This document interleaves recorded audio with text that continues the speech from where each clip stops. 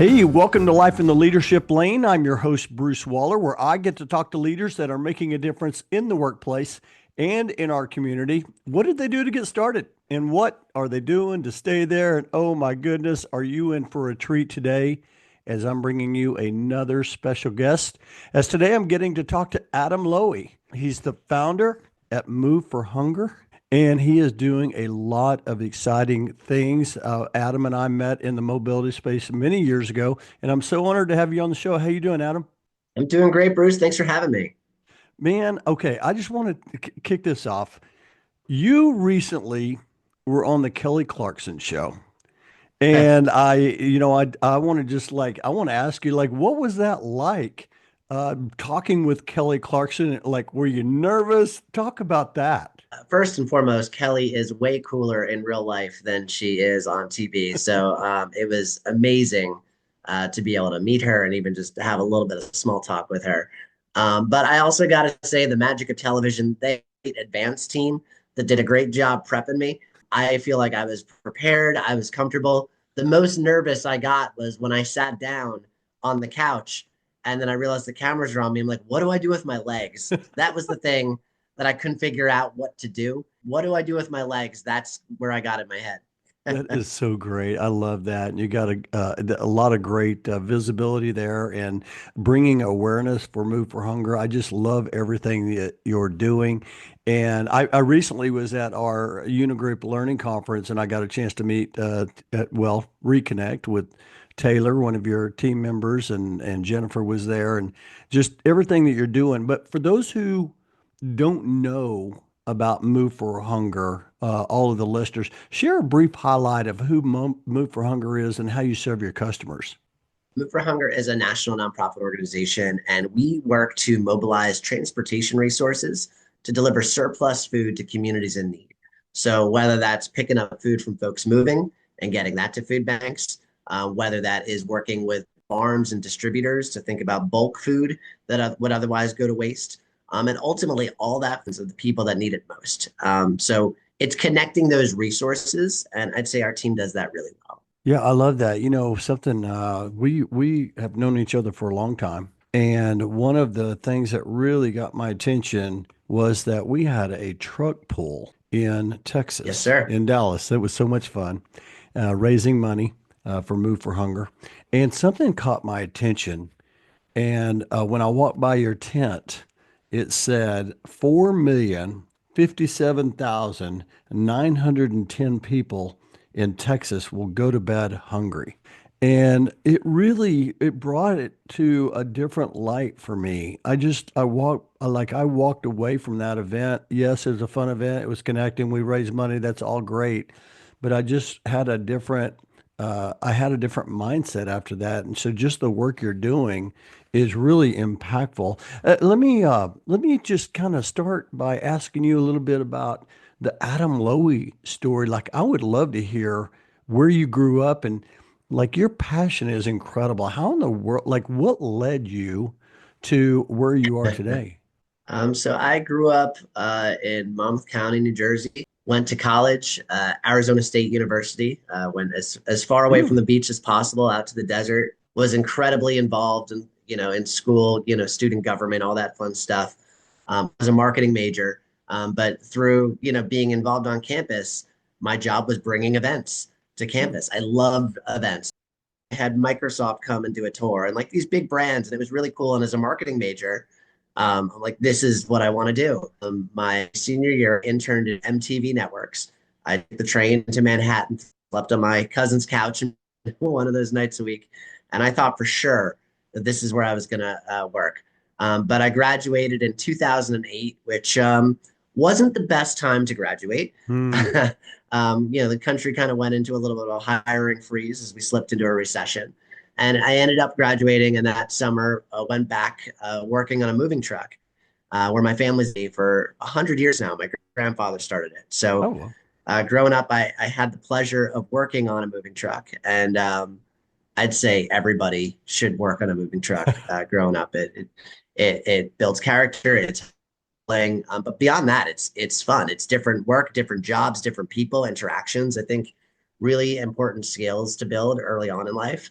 what you don't want to do, which is work on the Mm. back of a moving truck really quickly. Smarter, not harder, right? I've got so much respect for the crews out there. But I think after that summer, I did end up landing what experiential marketing agency doing events for one of the top brands in the world, Mercedes-Benz. We did Fashion Week, US Open, the Mass. I'd never even watched golf, and here I was, my first golf tournament at the Masters. We rented out 40 mansions in Augusta, and I followed around Tiger Woods with the VIP chair to help people watch and putt. It was kind of like in that time period where started thinking about like what else, and that's where Move for Hunger started entering my mind. I love that. I always like to ask a question around purpose, and I wrote the book Find Your Lane, and so I like to Yeah, ask my great book. guests. Thank you. I like to ask my guests, so like, was there a moment when you found your lane? So you decided, hey, I'm going to pivot. I'm going to start Move for Hunger, but I'm sure there were some ups and downs and all arounds during that journey. I mean, when I left, I didn't, if you would have asked me 16 years ago if I'd ever start a nonprofit, I would have told you you're out of your mind, right? Like I'm a marketing person. That's what I was going to do. I still am a marketing person. But, I think what happened was we saw all these people moving every day and leaving behind food, throwing away food. Like it just started as a nice idea, right? Nice thing to do. Hey, do you want to donate your food when you move? That's all there was. There was no order. Ask a question. And in a month, we collected 300 pounds of food from doing our jobs. And it was like one of those moments where you're proud of the nice thing you did. We took the food to the food bank. I took the tour. And similar to you walking away from that truck pull, realizing there were all these people in your community struggling, Hmm. I had that same experience, right? I lived in Monmouth County my whole life, home of Bruce Springsteen and Bon Jovi, and you look around and you don't see a lot of poverty or all the stereotypical things you think about when you think about hunger. But here it was, people struggling. And without being passionate about the cause yet, I was actually passionate about the solution. I'm like, Hmm. we didn't have to work very hard, and we were able to feed a whole bunch of people in a month from doing our jobs. What happens when you get other moving companies involved? That was the wheels turning in the head early on. It wasn't, man, I'm going to solve hunger or food waste. It was, wow, there's a big opportunity here to do some good.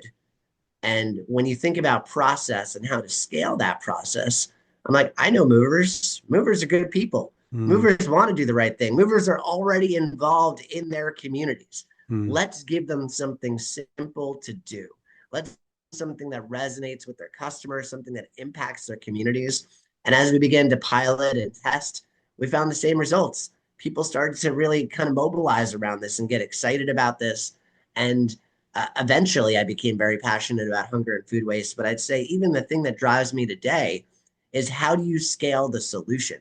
Because we're not in the business of just, you know, evangelizing the cause. The cause is important, but the cause doesn't mean anything unless you have a solution in place to actually fix it. Hmm. And I think we've got a very unique solution in place that tackle hunger and food waste at a large scale.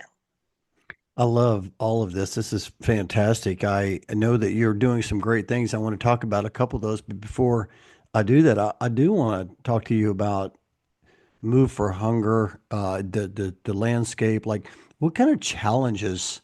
I'm curious. Like for you, I mean, it seems like anybody you talk to would want to participate in the cause and in the movement. But I'm sure there's some challenges you face along the way.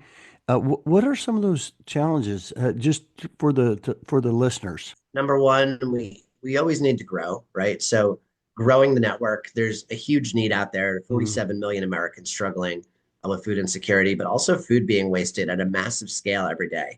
We don't today have enough resources to recover even a small percentage of the food that goes to waste. mm, So growing that network, we went from one moving company to 1,200 movers.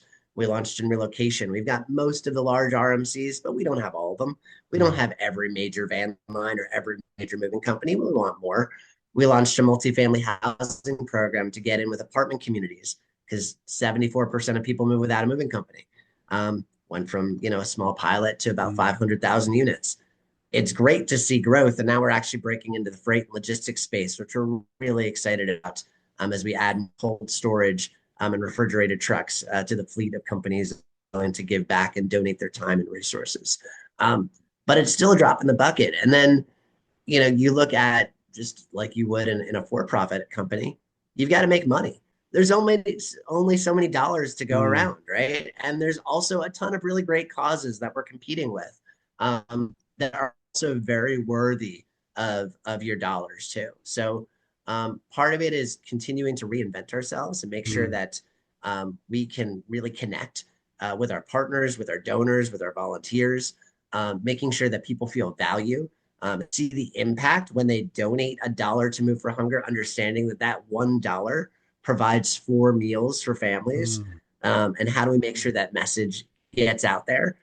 Because a lot of times you donate to a charity and you don't really know where that money goes. mm, So we need to continue making sure that we can tell that story properly.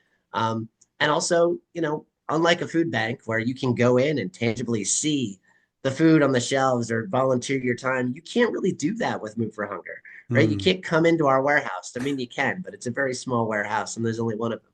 So we need to figure out other ways to give people great experiences, creative experiences, fun experiences, to be involved with the cause. And it's a challenge to continue to do, but also I've got an incredible team behind me that mm. really is doing some innovative things. Hey, yeah, you mentioned waste, and that's one of the things I was talking to my wife recently about that. We were looking at a can and it had been expired. And she was about to Hmm. throw that away. And I said, "Hey, my friend Adam Lowy says that even if it's expired, it still could add some value." Talk about that for a second, because I think that's one of the things that maybe, well, it was confusing to me, but maybe to others that, canned foods and different waste, what is still good to keep and what's not, and talk about that. First we need to understand that 38% of the food produced in the United States ends up in the landfill. So, you talk about greenhouse Mm, gas emissions, food waste is at the top of the list there. Um, when you look at any packaged food, you'll notice some sort of date label. Best by, used by, sell by, expires by. None of these things actually mean anything at all, right? There is no federal regulation that says that that date means anything. No one's checking it. What the company is trying to say is this food will be best mm, flavor, by this particular date. You could look at a spice. You could look at dry basil, and there'll be an expiration or a best by date on there. It's gonna be fine, especially spices like years after. When food begins to expire, it emits a gas, and that gas also has a smell and an odor, right? So your food will actually let you know when it goes bad. mm, I'm sure you've done it with a gallon of milk, probably the most mm. common people notice. Yeah. Maybe it's a day past, you smell it. If it smells good, you're going to drink it. If it smells bad, you're probably going to dump it. It's the same for most foods. I mean, that date essentially is encouraging people to throw out their food and Mm, buy something new just because it's not the very best buy in that moment. So I'd say, most food, especially canned like soups and things like that, months, if not a year past expiration. You can freeze things. Frozen food lasts a very long time. We got a call from a big sausage company last year, and they had 7 trailer loads of frozen sausage approaching expiration. So you can't sell something that has a date label that's going to say expired in the grocery store, mm, but it's also frozen. So we know it's going to last at least another 12 months in the freezer and it's going to be good. And we recovered all that food and we brought it frozen to food banks and put it in freezers. And that's how it got distributed. And you know what? It was perfectly fine. No one cared what that date said. And what you're starting to see now in different states is legislation going around date labeling acts to at least standardize it, right? Have some sort of standard. So at minimum, it shouldn't see best by, use by, sell by, expires by. Like there should be some sort of norm, and people should begin to understand what that means. The other cool thing that's beginning to happen is packaging technology. mm, As I mentioned, when food begins to spoil, lets off gas. Well, what can gas do? Gas could change the color of a packaging. Gas mm, could create little ripples or bumps in packaging. So again, your food can tell you when it's going bad. We just don't necessarily have the processes in place today, in mass to be able to do that for mm. consumers. That's great information. I appreciate you sharing all of that. I was thinking about, some of the challenges, and you were talking about growth and scaling. And I was thinking, here you are, you started the organization, you're continuing to grow. Surely you've had some help along the way. I always like to ask my guests about, like, maybe were there some mentors or partners or some people in your life that have helped you along the way? And if so, what was it that was so special that made them a great mentor or partner? Oh man, I'm just blessed to have so many, to be quite honest. I mean, you can start back with my family, my dad and my uncles, Mm, entrepreneurs in their own right with the moving yeah. company, and they've had several other successful businesses, and watching those things grow over the years has been wonderful. Early on, when I was starting Move for Hunger, I got involved with an organization called DoSomething.org, Mm, which was really empowering young people to get involved. We run the Do Something Awards early on, but like I learned so much from their executive director, from their CTO, from so many people on that team that kind of like took me under their wing early on. And then having experiences to talk to other leaders early. I mean, like I sat down with Scott Harrison, who founded Charity Water. I sat down with Doug, who was the former executive director of Livestrong. I sat down with the Thirst Project, like all these leaders that I'm like, man, if my organization could be just a portion of what they did and how they think about uh, donor transparency and how they built their brands. And that's just the nonprofit side. Then you get into the mm, for-profit side of things, and like within these industries, you being one of those, Bruce, you've been very kind to me and very quick to introduce us to people.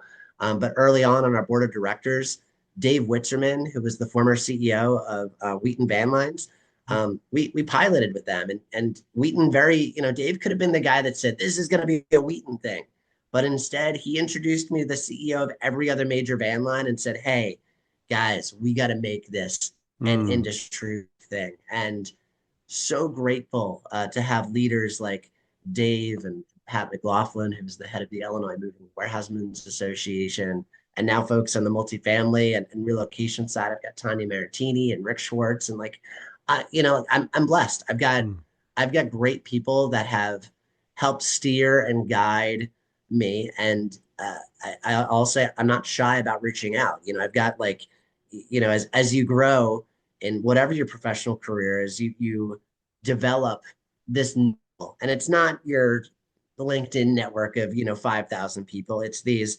who's my top five, who's my top 10 that I call when I'm in a jam, where I need to complain about something, where I need advice, and I've got my go-tos, and I'm very grateful to mm. them.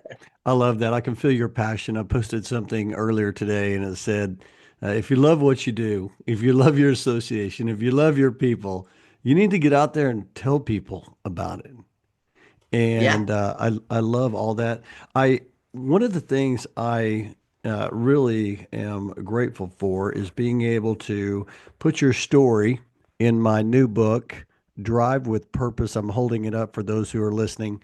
And Adam's story is on page 157. But one of the things I share in the book is it really is pretty cool when you think about the work that you're doing and how you can even parlay that into events. I'm watching this video about this Guinness Book of World Record of knocking down domino cereal boxes I think it was at the Detroit Pistons basketball court. Yes, Talk sir. about that for a second. How did that get started, and what was that like, and what did you do with all that cereal? So, like anything else, the idea was born on our team Slack channel, and one of my colleagues shared it out and said, "Hey, there's this school in New York, and these kids, knock down all these dominoes, made of cereal boxes." And I think my response was, "Well, heck, we could beat that." And we start calling people, and I called my friend over at Kroger in Michigan, and he ended up calling his friend at Kellogg's, and then someone knew someone at the Pistons, and then like it just kind of all came together. Like what started as like, heck, we could beat that. 5 months later, we were setting up 13,000 cereal boxes like dominoes. We had recruited on like a professional domino artist. Yes, that is a real thing. It took us 8 hours to set up all of these dominoes. Tony pushed out the first box. Um, it was terrifying, hoping that these things didn't knock down before they were supposed to, and we had a couple close calls.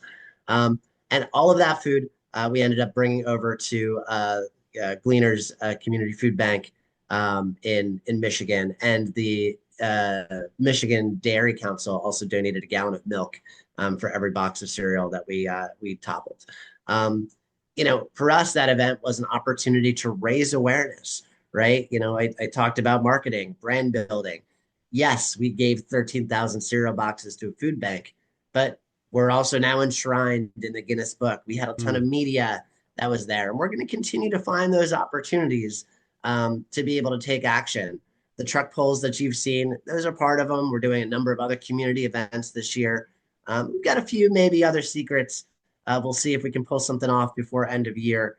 Uh, Fingers crossed, we're going to do something in Nashville, but I don't want to I don't want to jinx it yet. I love it. That's almost, by the way, folks, that's almost 13,000 cereal boxes that were knocked down, and not only knocked over and they set the record, but then they donated them out to all the various groups. And I love that story. And as I think about that, I think about how proud you probably were and are about that, how that ended up. But I want to ask you, like, what are you most proud of in your career? Because you've done some pretty cool things, and now here you're talking about you have great stuff ahead. Yeah, last year was our 15th anniversary year, so it was like a good year of reflection. So this question comes at like a great time Mm, post just a whole year of reflection for me. And you look back and you think about the people that make up what the organization is, whether it's the volunteers or the staff or the board or the movers and apartments, et cetera. Um, to me, looking at my team and seeing how they've evolved, and I've got some people that have been on my team for a decade at mm, this point, side by side with me. And I, I I'm proud of them. I'm proud to see like where they started and where they are now. And even the newer folks that have joined our team, watching them begin to take ownership and say, this is mine. I know you mm, just got to see some of my team members at the Unit Group conference. And historically, I would have gone to that conference. I've been going to that conference for a number of years. But also, it's not about me, right? And the second you can get out of your own ego and say this organization is about the work that it does and not mm, about a single person. I want Taylor to shine, and trust me, Taylor does shine. I want Jen to shine. I want all of my team members mm, to be able to shine, and they do. So I've been very consciously working to create the space for my team members to be able to shine. Selfishly, it means I don't have to travel quite as much as I used to, but at the end of the day, the more leaders we can kind of build internally, the stronger I think our organization is going to be. It's been the Adam Show for a long time, and it's a lot to carry. I'm very happy now to have really strong team members to be able to kind of carry the work mm. with me together. I love that. When you share that, I'm like, that's leadership. Great leaders inspire, and that's what you do. You are inspiring. You're sharing like, hey, here's where we can go together, not, hey, follow me, here's where I'm going. Here's where we can go. And I love that. Okay. As we wrap up, I want to ask you, for those listening, how can they get involved? And by the way, I mentioned the truck pull earlier, and what I didn't mention was teams, you actually put a rope on the truck, and teams are pulling this rope. And by the way, this truck weighs 15,000 pounds. So that was a lot of fun. But talk about real quick for those who are listening and they say, hey, you know what? I want to get involved in Move for Hunger some way. What's a couple of different ways that you typically will share that folks can get involved? Number one, follow us on social media. There's a whole bunch of events, as you're alluding to, that are Okay. happening at any given time across the country at Move for Hunger. We're on all of the socials. Number two, get your company involved. Whether you're a mover, whether you're with a relocation management company, an apartment, community, a corporate entity, it doesn't matter. We do team building events, we do employee engagement activations. Any company can get involved with the cause. Number three, donate. As I mentioned earlier, every dollar you donate helps us provide 4 meals to families in need. And if you're feeling extra generous, maybe join our sustaining donor network, Hmm. right? $10 a month, $10 a month, feed it 40 people a month. And there's some cool swag and gear that you can kind of get with that. Uh, I'd say check out the stuff on our website as well. There's some great resources there if you want to learn more about the issues, if you want to get involved. All of that is on the website, moveforhunger.org. I will put all that information on the show notes. Follow on social. And I love what you said. You talked about the team building, like get involved. Like that's great engagement for your team. And that's one of the things that companies talk about today, that they want to create more engagement. This is certainly one of the ways, and certainly donate. I'll put all that in the show notes. And I've just enjoyed this conversation. I could talk to you all day about this. This is I could talk to very you all day, Bruce. I love catching up with you. it's very fascinating. Okay, I want to shift to It's Time to Accelerate. I'm just going to ask you a couple of questions. How do you continue to develop yourself as a leader? Do you read books? Do you listen to podcasts? You got any favorites out there? I am probably the opposite there. I do not read nearly as much as I should, and I think the podcasts I listen to are more entertainment value Hmm. than learning. I'd say I try to talk to a lot of other people, not only in my space but outside of my space. More of it's these one-on-one conversations, thinking about how we can fix things. I like working on other people's problems, other Hmm. people's companies and challenges, sometimes more than our own at Move for Hunger. To me, that is how I'm thinking about stretching those skills and hearing those perspectives too. So when I do get an opportunity to travel, which I'm on the road quite a bit, I'm going out of my way to meet as many people as possible. Hmm. If you ever see me at a conference, I'm not the guy standing at the booth. Hmm. I wanna learn. I want to learn how the industries work. I want to learn how, why people are compelled to buy or to purchase or to make particular decisions. Hmm. The industries are constantly evolving, so I do catch up and stay up on the news. I have a very international scope, I'd say, but uh, I know it's not the answer that people, you're looking for the book, you're looking for the podcast. I can't recommend that, but what I can say is have more conversations one on one Hmm. with individuals. That I think helps continue to develop me. I love that. I was just talking to someone, actually several people at the conference, and was talking about humility. And it's really uncommon. It's you think it's common, but it's not. Many people aren't as open as you just talked about. And I think that's certainly one way to develop is to have that open mindset saying, I'm here to learn from you. I know there's something that I can learn from you, and I'm open to learning from that. And I love that so much. Hey, I want to ask you the two more questions. This question here I want to ask you is, like you mentioned, you have a lot of exciting things coming up. Share, like, I don't know, what's one thing that you're really looking forward to in 2025? Yeah, so we've got this event that we call Architecture, where we bring together teams of people and they build their most creative structures out of canned and non-perishable foods. We've typically done them just for companies, but now we're actually launching these in different communities. So we've already got some planned. San Diego, we're doing one outside of Seattle. We're planning another one in Idaho. So we're looking to put together a couple of these really community centric events, not industry centric, but we want to bring in all the people that don't yet Mm. know about Move for Hunger and give them that positive experience. So if there's folks that are listening in here and they want to host an architecture event in their community, I'd be more than happy to talk to you about how to bring that to life. We want to do as many as possible. So that's one thing that's happening. And number two is we do attend a lot of conferences, and one of our goals this year, which we kicked off at the WERC event last year, was we added a meal packing to it. And now this year, as many of events as we can, we want to make sure we add a meal packing component to it. We want to make sure you're gathering all these people in one place. We want to leave that city better than where you started. We Mm, want to add that impact. We want to feed the communities. So you're going to see a lot more meal packing events from Move for Hunger as we travel across the country this year. that's good stuff. Okay, here's my final question. Adam, 10 years older, is around the corner and he's knocking at your door. And you're going to go answer that door. What's he going to tell you? You know, he's probably going to say, try to slow down and appreciate the things that you've built. I think, again, coming off of a 15th anniversary year, that was a very reflective year.